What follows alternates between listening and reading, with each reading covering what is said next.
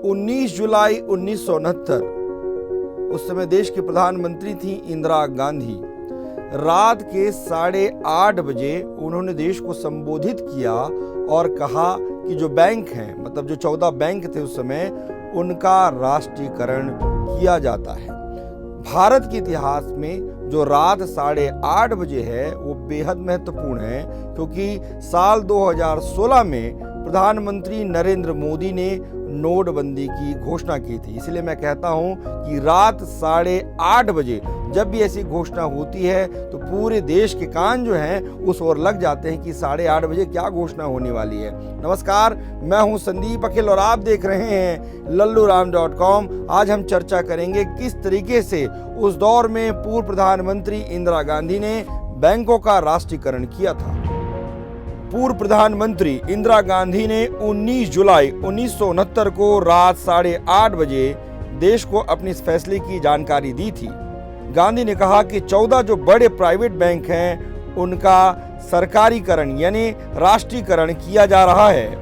पूर्व प्रधानमंत्री इंदिरा गांधी ने आखिर ये फैसला क्यों लिया था, क्यों बैंकों का राष्ट्रीयकरण किया गया था? इस पे बहुत सारे सवाल हैं। उस दौर में बहुत से सवाल जो है पूछे गए थे कि इसकी आवश्यकता नहीं थी, केवल राजनीतिक कारणों से बैंकों का राष्ट्रीयकरण किया गया है। लेकिन इसका दूसरा पक्ष भी है जो आज हम आपसे चर्चा करेंगे। इस बात में कोई दो राय नहीं है कि साल 1960 के दशक में प्राइवेट बैंक एक के बाद एक नाकाम हो रहे थे। ऐसे समय में उन बैंकों का राष्ट्रीयकरण करने से उनको नवजीवन देने का प्रयास पूर्व प्रधानमंत्री इंदिरा जी के द्वारा किया गया था। बड़े फैसले प्रधानमंत्री के द्वारा ही लिए जाते हैं, इसीलिए इस फैसले को भी राजनीतिक चश्मे से उस दौर में देखा जा रहा था। गांधी ने बेंगलोर में 12 जुलाई 1969 को कांग्रेस के अधिवेशन में कहा था कि प्राइवेट बैंकों का राष्ट्रीयकरण करना पड़ेगा। तब प्राइवेट कंपनियों को बढ़ावा देने वाले उस दौर के उनके वित्त मंत्री थे मोरारजी देसाई। उन्होंने इस्तीफा दे दिया था।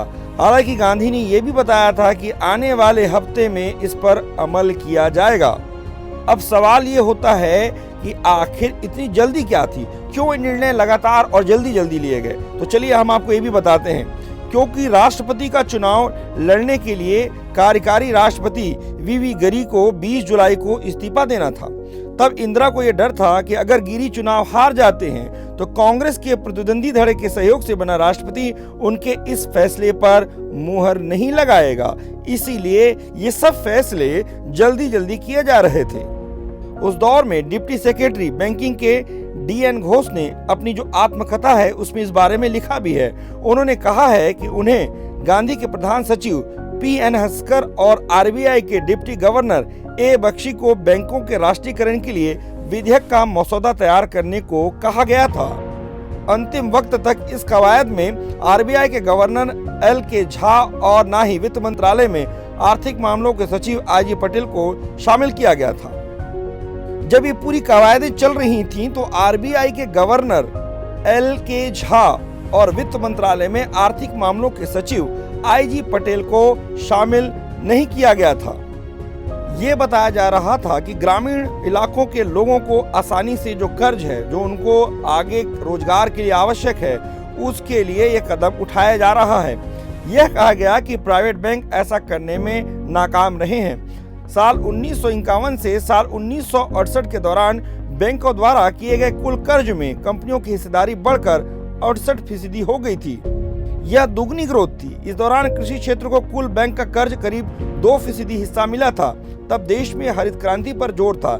ऐसे में कृषि के लिए कर्ज की जो उपलब्धता है और भी अहम हो गई थी। 24 घंटे के अंदर, जी हाँ 24 घंटे के अंदर विधेयक तैयार हुआ था। गांधी ने 19 जुलाई को शाम 5 बजे कैबिनेट की बैठक बुलाई और विधेयक को मंजूरी दी गई। कुछ ही घंटों के अंदर राष्ट्रपति गिरी ने इस पर अपने हस्ताक्षर किए। फिर रात 8:30 बजे, जी हाँ रात 8:30 बजे गांधी ने देश को संबोधित किया।